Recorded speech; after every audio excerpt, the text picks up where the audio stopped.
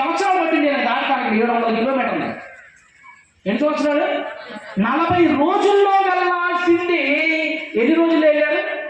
40 సంవత్సరాలు పట్టింది. ఎందుకంటే వీళ్ళు అడిగితే ఈ 40 ఏళ్లలో ఎలా ఉంటుందంటేనండి, ఈ 40 ఏళ్ళ ప్రయాణం ఎలా ఉంటుందంటేనండి, ఇప్పుడు కర్నూలు ఉందనుకోండి, కర్నూలుకి వచ్చి ఆగుతారు, మేఘం ఆగిపోతుంది, పైన మేఘం ఆగిపోతుంది.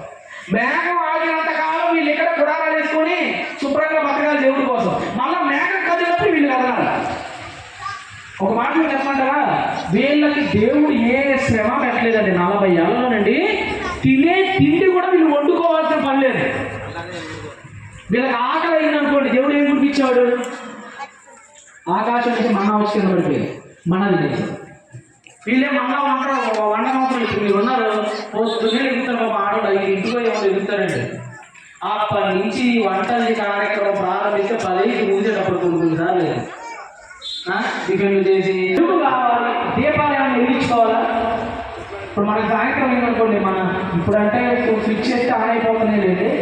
ఓ 30-40 ఏళ్ళ క్రిందట, ఒక 20 ఏళ్ళ క్రిందట కూడా కిరసనాయిల గుడ్లు వెలిగించుకున్నాం మనం ఇళ్ళలో. ఈరోజు